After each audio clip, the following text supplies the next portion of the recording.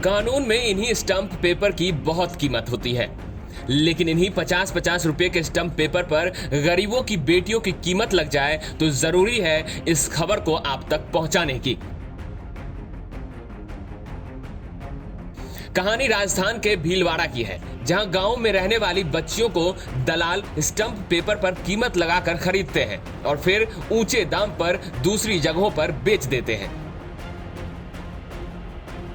21वीं सदी के 22वें साल में पहुंच चुके देश में अब भी अगर कहीं यूं बच्चियां खरीदी बेची जा रही हैं, तो आखिर इसकी वजह क्या है? राजस्थान में अब भी कई जगह जाति पंचायतें तालिबानी आदेश देती है। छोटे मोटे विवाद में गरीबों के ऊपर भारी जुर्माना लगाया जाता है। जुर्माना चुकाने के लिए इन जगहों पर एजेंट गरीब परिवारों को कर्जा देती है, फिर उसी कर्ज को वसूलने के नाम पर बेटियों को खरीदने का काम एजेंट करते हैं। इनके पास न तो कोई आय के स्रोत है, न इनके पास जमीन रहती, तो उन कर्जा बढ़ने की वजह से इनके पास जो जमीन रहती है थोड़ी बहुत, या अपने लड़कियां इनके रहती हैं, उनको बेचने में मजबूर हो जाते हैं।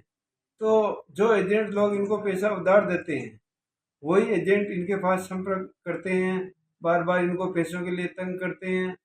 तो इन गरीब परिवारों के पास में दो ही उपाय बचते हैं, या तो अपनी जमीन बेचना या अपने बच्ची को बेचना।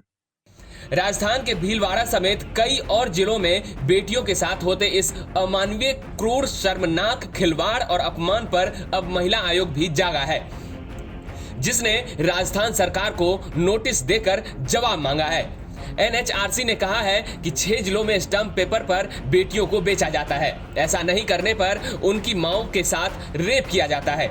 इन बच्चियों को खरीदार यूपी, एमपी, दिल्ली सहित विदेशों में भेजा जाता है। वो जो छोटी मासूम बेटी है, लड़की है, वो आप सबकी तरफ देख रही है। वो ये नहीं समझती कि कानून क्या है, वो समझती है कि मेरी रक्षा कौन करेगा। और इसलिए सामाजिक तौर पर ये जो बड़े हो गए हैं, ये जो खोखलापन है, बड़े हो गए हैं, ये अपना अंधा कानून चला रहे हैं। ऐसे कैसे चला सकते हैं अंधा कानून? उसका समाधान करने की जो जरूरत है वो सरकार के पाले में है। देखिए, तो अभी मीडिया में खबर आई है जी, हमने टीम लगा दी है वहाँ पर हकीकत मालूम है कि वास्तव में क्या स्थिति है, ये खबर क्यों बनी, कैसे बनी, क्या कारण है। हम तो वहाँ किसी को बख्शेंगे नहीं, कोई घटना हुई होगी। जो बात अब राजस्थान के बेटियों के साथ होती अमानवीयता के बाद मुख्यमंत्री अशोक गहलोत कह रहे हैं, यही बात जुलाई 2021 में राजस्थान के आदिवासी मंत्री ने कही थी।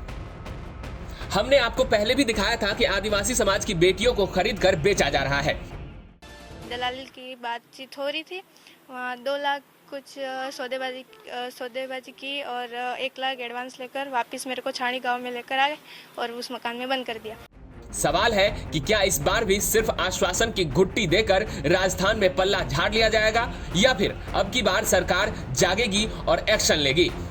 ब्यूरो रिपोर्ट, राजस्थान तक।